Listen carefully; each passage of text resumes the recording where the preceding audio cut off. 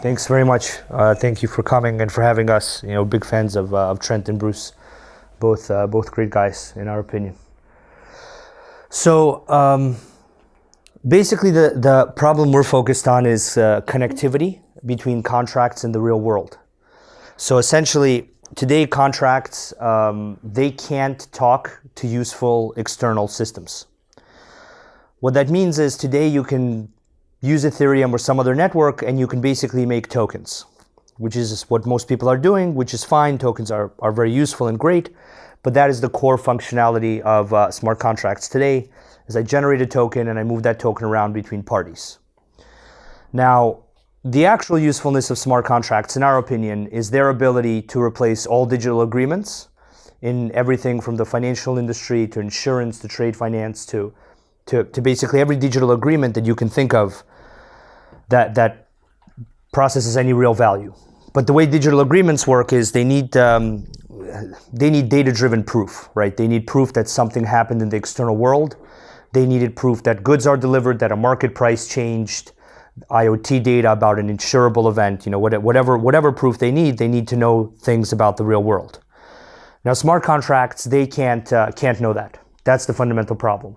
So the reason for that problem is that it's very difficult to arrive at a reliable input within the way current blockchain systems work. And essentially the solution to that problem is blockchain middleware.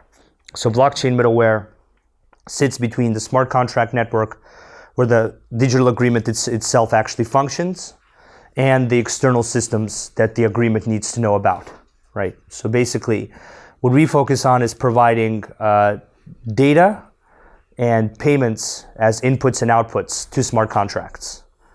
Because once smart contracts have inputs and outputs, then they can become the dominant form of digital agreements in the financial industry, in insurance and trade finance.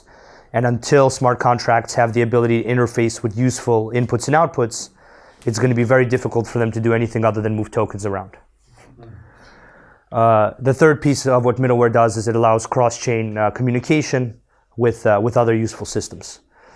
Now, the key thing to keep in mind when you're looking at bridging the gap between smart contracts and external systems is what is the benefit of a smart contract, right? What is the usefulness that people ascribe to a smart contract over other forms of digital agreement? In our opinion, that usefulness is based on the reliability and, in effect, the determinism of the digital agreement.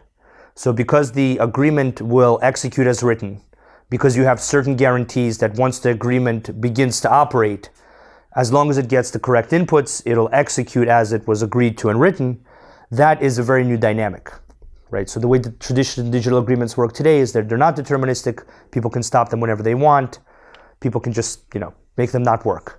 Whereas smart contracts have this unique ability that once they start going, once you have a Bitcoin multi-signature, if both people sign, that's it, right? Once an Ethereum smart contract decides to do something, okay, that's it, right? Now, if these highly deterministic, better forms of digital agreement need to be triggered by something, then those triggers need to have those same properties, right? If you have a smart contract system that's very secure and deterministic and reliable, and then it's triggered by highly insecure systems, you arrive at a very strange situation where the end-to-end security is low. So basically, if the very secure system you have in the middle is triggered by an insecure system that's very easy to break or game or turn off, then the end-to-end reliability of your system isn't worth very much, right? For smart contracts to actually be useful, basically you need end-to-end reliability. So that's the important point. If you're making a contract that actually relies on external triggers and does something useful in the real world, then you want end-to-end reliability. You want the average security and reliability of the contract in terms of the inputs and the contract and its outputs to be extremely high, if you want to continue to give people the guarantees that we all want from a contract, basically. Now, what we can walk through is we can look at examples about how we feel you shouldn't do this, and then at examples of how we think you do want to approach this. So our approach has two levels to it. One level is the main approach is decentralization, And then the second part of our approach is the use of trusted execution environments as an additional layer of security. So the thing that you don't want to do is you don't want your highly secure decentralized computation system running on thousands of nodes and providing you very good guarantees about highly reliable contracts to be triggered by one node, right? Because if your highly secure, reliable system is triggered by one node, all anybody has to do is go ahead and take out your one node, right? If your contract's ability to function depends on it getting an input from one node, it doesn't matter how good the system is that it's running on. If it doesn't get an input, it's not going to work.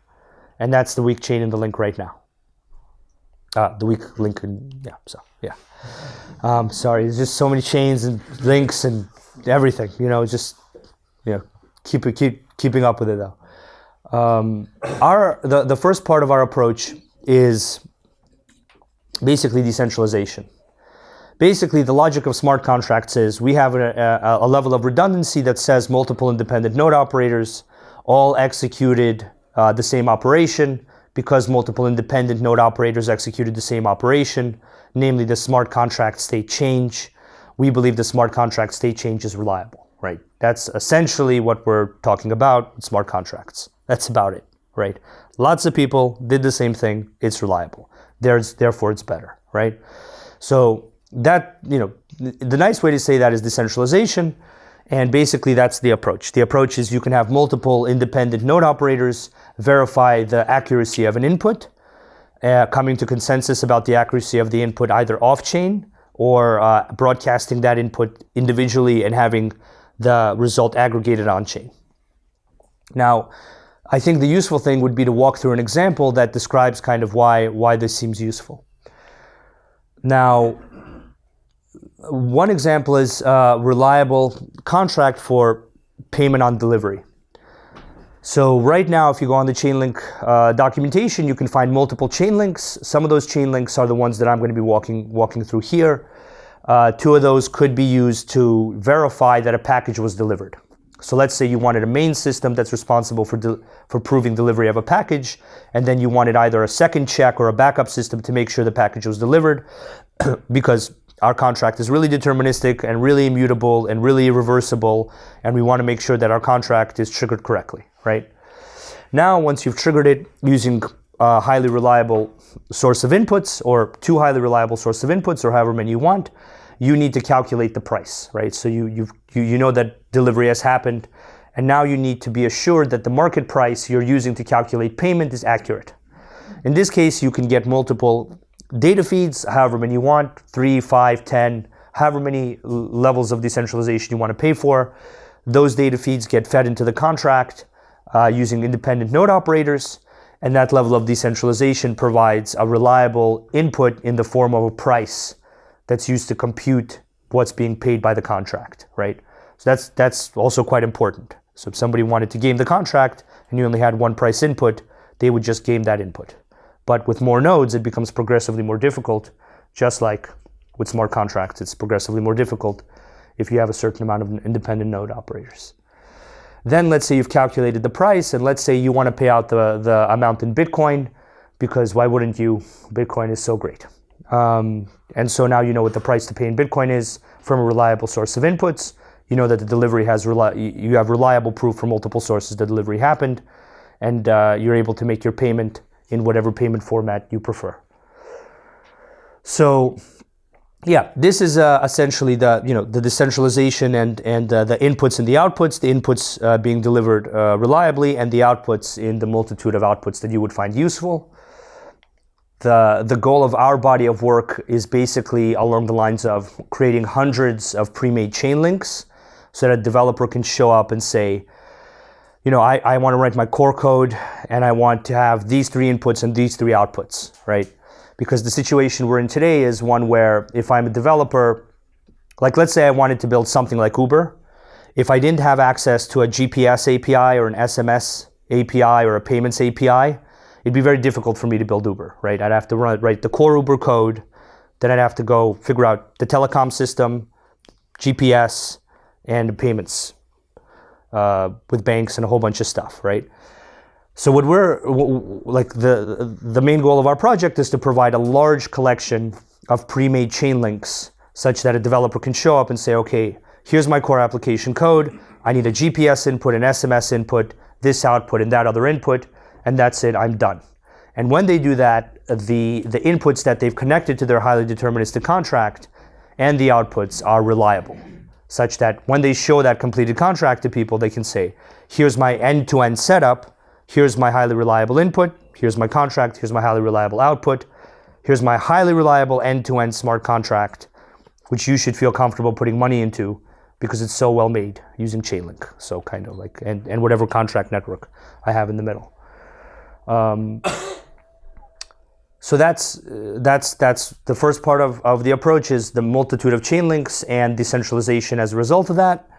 And then the second dimension to the approach as an additional layer of security is the use of trusted execution environments.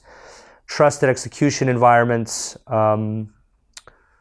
are something we're just going to have to quickly walk through to see what their value is, right? So the second part of our approach is basically the same as the first. We have a large degree of decentralization, or whatever amount of decentralization an end user wants to pay for. And then there's an additional layer of security with something like Intel SGX. So what trusted execution environments do is they basically reduce the attack surface area of an application.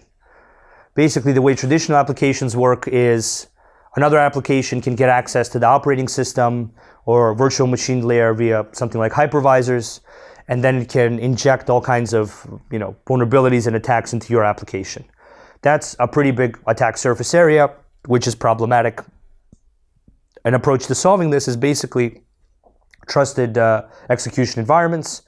Those trusted execution environments basically make it so that you have a separate memory and processing center. That's the trusted computation center.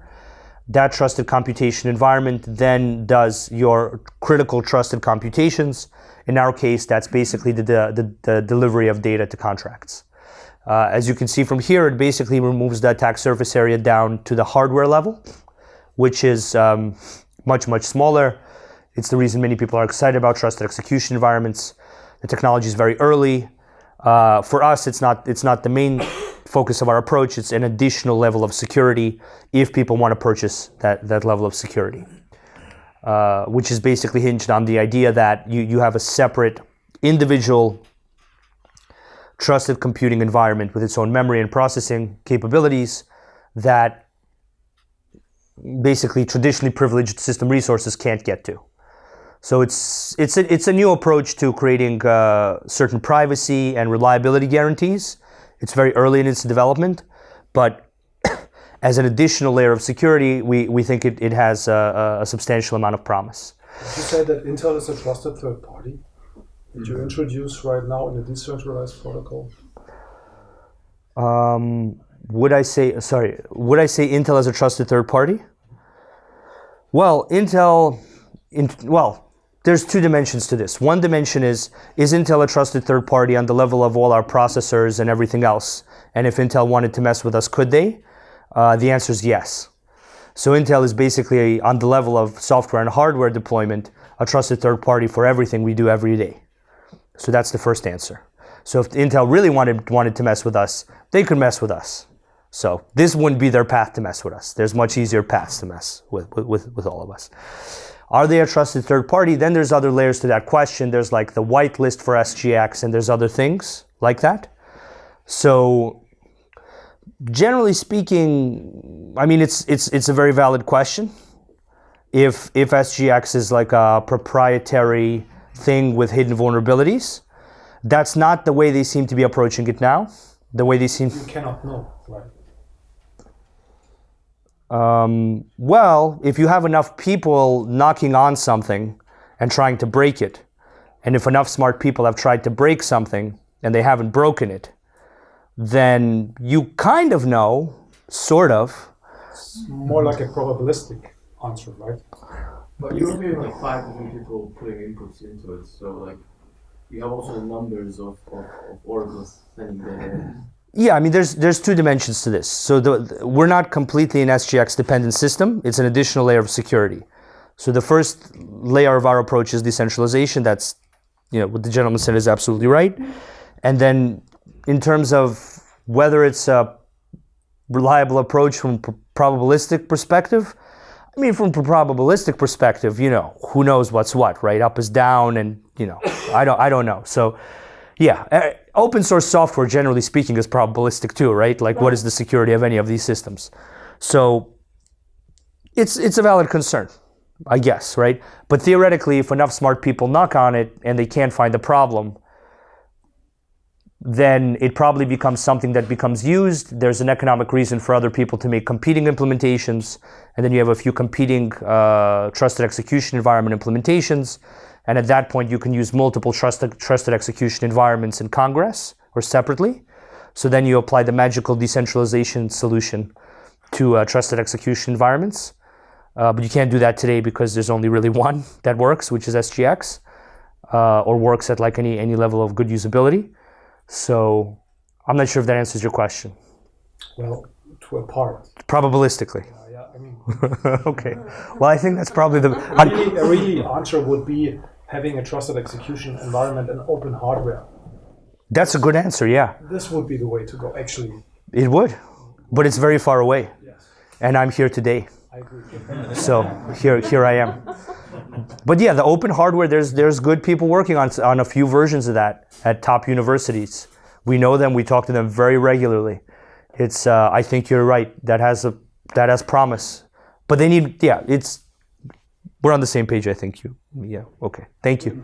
We can definitely talk more because I don't know if everybody else is like a super into that. I think even with that model, it could still in the implementation still be implemented incorrectly. So it's a question of trust in the end, even with an open hardware.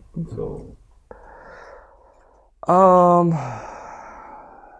Yeah, that has a lot of dimensions to it. So yes, it could be implemented incorrectly. Generally speaking, that's where the magical all-in-one decentralization solution kicks in.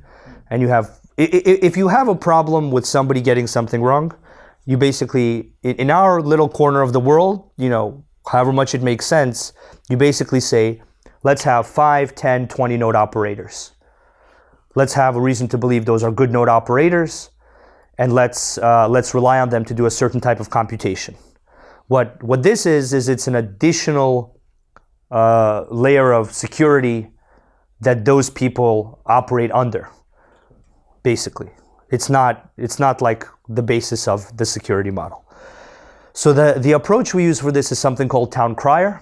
Town Crier is a great approach developed by the world's top academics for using trusted execution environments to basically retrieve data and put it into smart contract systems. The way the approach works is very similar to most oracles. Is there's an on-chain contract that represents a resource. There's a user contract that makes a request. Then the thing that's different in the use of SGX is you have an off-chain component that's in the trusted execution environment that sees that something needs to be fulfilled for the contract. It goes and it acquires the data, verifies that the TLS scheme is accurately maintained, and then signs the data and sends it on to the user contract. So our use of this system is basically an additional layer that allows the people running the Chainlink nodes to, once people have access to Intel SGX on some kind of cloud hosting basis, somebody who wants to run a very reliable node can basically arrive and turn it on right away, right? And they can have a high level of security that's relatively difficult for people to breach, right? Now what this basically does is it provides another dimension where now the node operator themselves also doesn't know what's going on within the contract, right? So now the node operator is running a secure piece of trusted hardware that keeps them from seeing what they're doing for other people. And now all they can do is they can turn off completely and immediately signal that they're a bad node operator, right? Right. So basically, there's certain benefits with, the confidential off-chain data delivery by multiple independent third parties. So now you can have 5, 10 node operators, and all of those 5, 10 node operators cannot even know what specifically they're doing with you relative to some kind of data, Like data can go into them encrypted, and they can send it unencrypted or do whatever they need to do. The other large benefit is confidential credential management for payments. So if you have credentials that are responsible for making payments on behalf of a contract, you probably want to make sure those credentials are secure in a particularly secure environment. And in some cases, you might want them even out of the hands of a node operator. And so you would basically every layer of security you can get for credentials responsible for sending money, the better, the more of that security you would want. And then the other really interesting thing that some oracles, that basically Chainlinks can do in many interesting situations is they can control private keys. This is actually how a lot of cross-chain transactional work happens by Chainlinks, is a smart contract can tell an oracle or Chainlink to sign transactions with a private key on other chains. So basically the Chainlink becomes an off-chain agent that can be responsible for executing data delivery, payments, transactions on other chains, all with both decentralization and an added level of security. So yeah, I mean that's the gist of our approach. Is there? Yep. Great. I have a question. Yep. You mentioned each Chainlink has works with an API with a data source. How say to an attacker, there are five nodes for getting say price data. How visible to someone who wants to attack the system that those 5 nodes are the ones getting that data? Does that rotate over time? How does that work? So there's a reputation system based on a Chainlink successful completion of its commitments. Okay. So basically a user contract sends a service agreement on chain to a Chainlink contract. The Chainlink then makes a commitment to fulfill those conditions. It says, I will reliably deliver data to you over this period with this latency and this data, and so on and so on. And then if a Chainlink successfully delivers that data, its reputation basically improves, while it also puts up a deposit and provides other guarantees. So generally speaking, there will be probably different levels of quality when it comes to Chainlinks. And if somebody is concerned about one even AAA rated Chainlink being compromised, then they would just contract with multiple other node operators, multiple other Chainlinks to either talk to the same data source or to multiple other data sources that retrieve the same data. Like what we've seen for some people is they basically get the same piece of data from different data sources, and then they build an index, like an average or some kind of number that they feel is reliable, via either off-chain consensus between the Chainlink nodes or by broadcasting the data on-chain from each node and having an on-chain contract aggregate the data and use the consensus of the smart contract network to aggregate the data. My question is, let's put on the tinfoil hat for a second. Uh-huh. You mentioned there are two guarantees there. One is you have distributed inputs on what the Oracle feed should be, and the second one is the SGX guarantees. Mm-hmm. Say we have a smart contract that's going to have $1 billion payout. Uh-huh. That depends on, say, price data.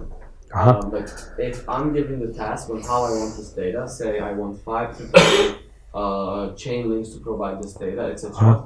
How visible is that SLA to the outside world? So say I'm an attacker, because if I know how many of you want and what Chainlinks you want, can I guess what SGX to attack and potentially change the output in a way that the smart contract would go my way? Yeah, so generally speaking, the service agreement will be pretty visible because usually you as the contract owner, are going to want to show your counterparties that you have a reliable system for triggering your contract. So you're going to have an on-chain transaction that you can show to your counterparties as a guarantee that here's my contract code, it's been audited, it uses some kind of standardized, it's a derivatives contract, it's very standard. Here's my on-chain transaction to the oracles, and they've all committed to fulfill data delivery. And here are the oracles that are fulfilling that data delivery. And here you can see that they're all very high quality, right? And then the question becomes the question about security of those oracles, right? And can those node operators maintain the security of the oracles? And then if they all get back different answers, right, is that seen by some method of consensus? So the question of can they maintain a higher level of security is partly let's layer on SGX, let's layer on zero knowledge proofs, let's layer on whatever we can layer on in a defense in depth approach to make sure that a node operator remains secure on an individual level. And then the second part of the approach is, okay, you're very worried about the reliability of an input. How much decentralization do you want to pay for as part of your security, right? So if you want to pay for a lot of security because you're worried about this, you now have the capacity to do that, right? You have the capacity to say, you know what, I want 20 really high quality nodes, and then I want 500 second tier nodes to do a backup second tier verification of this whole thing, right? So the question then really becomes, how much will people pay for decentralization as part of their security? Right now, people pay for decentralization as a premium good. So they basically pay for tens of thousands of nodes because nobody can tell them this many nodes provide you that much security. Part of the question that we think is very interesting to have an answer to in a few years is, here are the market dynamics for people purchasing decentralization, thinking or even ideally knowing that purchasing this many independent node operators to do something for you buys you this much or that much security. So that's kind of the slightly deeper version of the decentralization thesis. The first version I was like kind of jokingly saying it maybe, I don't know why, but that's the slightly deeper version. Does that answer your... Yeah, it does. But Okay. I think my question still is like, if you pay for 5 nodes to work on it, do you get to know which...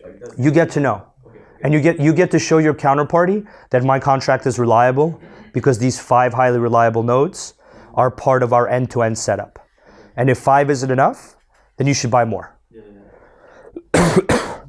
I just wonder, wouldn't it be like potentially better to say, okay, I have 5 AAA nodes, but we don't know which one they are. I can give you some guarantees that these are about a certain if you know, then you can attack. But let's not spend too much time on it.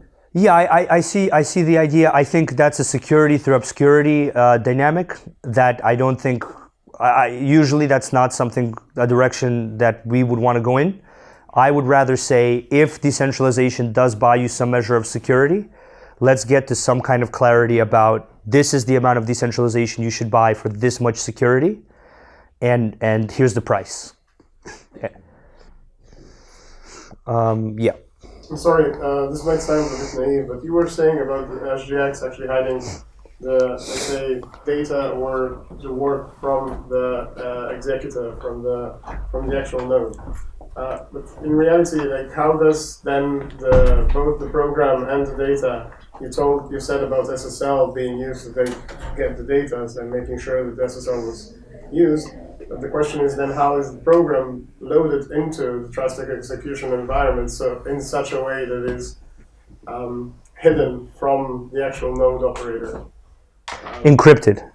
Encrypted, but there's like, and when you encrypt it, there has to be a way to decrypt it. So The execution, it can do that. Get, The trusted execution environment can then decrypt it. okay, and The keys will be in the execution environment. Okay. This is the uniqueness of these environments, is that they are supposed to be able to. Whether they will be able to do this over the long term is an open question. But they are supposed to be able to, and seem to be on the way to being able to, maintain private keys and do things like sign transactions elsewhere with those keys on behalf of contracts or users, decrypt, encrypt, so on and so on. that sounds very It's a very optimistic. it's a big promise. I don't dispute that. That's why it's not the core of our system. Yeah. It's part of a defense in depth approach. We have other pieces to our system that we're still working on, and we're going to layer on top of trusted execution environments. But basically everybody you talk to, even people that are skeptical about it, say that as an additional layer of security, it does make sense. I mean, but I have to doubt this, Okay. this very point. All right. No matter if Intel is trustworthy or not, or this specific implementation is trustworthy, if those both would be orthogonal, I would agree. If using a TAE and decentralization would be completely orthogonal, you could say this is security in depth, okay, a layered security. But actually it's worse, because the advantage of the one thing will diminish the advantage of the other thing. If this trusted third party is compromised. Which trusted third party? Let's say Intel, for instance. Intel, Because okay. there are, let's say, it is already a database of zero-day exploits added up, hidden somewhere. Okay. We don't know. Right. We know because it's a matter of what's at stake. So, sorry, I just want to understand. Exploited, as in there's a side channel attack on SGX Not that we don't. necessarily a side channel attack, but let's say a backdoor into. Let's say I'm Okay, fine. Any attack would work, wouldn't it? Any attack would work. If there's any attack on SGX that you could use. Okay, for the sake of the conversation, All run on SGX. for the sake, for the because it's the one and only. It's the one party. right. Right, so what you're saying is that if we have a decentralized Oracle network of multiple nodes and they all rely on SGX, then there is a failure point in SGX, right? Okay, at which point you don't use SGX, or at which point you use multiple trusted execution environments? I can use as many as I want because it's just one party. If I have this one party, No, I mean you use SGX and then you use whatever ARM comes up with and Qualcomm comes up with and the guys at MIT come up with and the guys at the UC Berkeley come up with and RISC-V, that is the UC Berkeley guys. So 5, let's do 5. I have 5 parties. 5. And if I have the resources of a nation state, Uh-huh. what is better, to have 1 million parties that are independent or 5? I would always bribe the 5. Okay, but we don't have so much resources people don't have resources to build their own hardware, no? To build their own chipset. So Look, All I'm questioning is that this layered security is valid. I don't think it's valid. It makes things worse. I think Going without any TEE is better than having a TEE. so. I think here's the nuance. Just in my opinion, I think that the idea that if this works, it will be a benefit. I think that's a valid assumption. I don't know if it's sound. Yeah. So I think it is valid that if this works, it's a benefit. The soundness of this assumption, I am not sure about. I'm not claiming I know the soundness. Okay. We have an agreement. We have an agreement. Wonderful. Okay. I'm claiming that there's enough upside to assume that the soundness might appear and make an investment in that as part of a defense in depth approach. This is an assumption. As an assumption. Okay. Thank you. do you understand? But this is a very good question. Do you Sorry. understand correctly that the TLS ends in the trusted computing environment? It's able to verify that. Yeah. That's able to verify for that. And did you say that actually, let's say we have 2 data feeds, we have Reuters and Bloomberg, and you have so would you have one Chainlink for Reuters, one Chainlink for Bloomberg, all those chains they can have several of them? I mean, do you do an integrity check between different? So that's between different chainlinks. So between different. I understand you will use a consensus between the overall of the data, but if you consider of the volumes, the terabytes of data that the data feed of Reuters and Bloomberg. well, we're not taking all the data. We're taking specific. So long story short, your question is also a very very, very good question. That's just an architectural decision of the person architecting the contract. So if the person architecting the contract, once again end to end, wants multiple node operators as a dimension of their contract, then they're welcome to have that as an option. If they want to somehow save money or simplify something down and possibly sacrifice the security benefits they would have gotten from that and somehow merge data inputs into one chain link, they can do that, right? Now, once again, it's really not even our place to tell people what to do. Like it's from our perspective, it's our place to provide a system where people that architect contracts and build them can architect and build them with the security dynamics that they want to pay for. So if they want to pay for multiple node operators, great. They want to pay for one node operator, their decision. Want to pay for, one with SGX, one without. They want to pay for 2 verifying one data. All the combinations are equally easy. So it's just not. It's up to them of how. It's a risk-based approach, basically. That's the difference. Right now, the risk-based approach is you're screwed. Everything on us right now. Yeah. So yeah. That's the risk-based approach.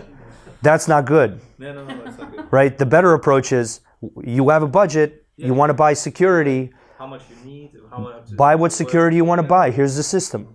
Buy it. You want to buy more? Buy more. Show it to your counterparty. They're comfortable the contract works. You have a good working contract. Then we have good digital agreements that actually do useful things. Until then, it's very difficult for me to see how we have truly interesting, smart contracts. Until that happens, the majority of the usage is going to be around tokens, because that's the encapsulated kind of secure on its own, out of the box functionality, which is fine, but that's not what I signed up for, right? We've been doing this for we're over 5 years. Like, what we signed up for is smart contracts as the dominant form of digital agreement, because it's deterministic and reliable and fair and like all these other nice qualities, right? So that's what this is meant to. Yeah. So maybe just in time and respect to other speakers who are coming up, maybe we can just take one more question. Yeah, before sure. the break. Yep. So what needs to be coded for the start for the mainnet? So do you need that reputation system? No, to go to mainnet initially, we don't necessarily need that. Right now, our smart contracts are in audit, and we're going to begin delivering. We have lots of folks that have announced.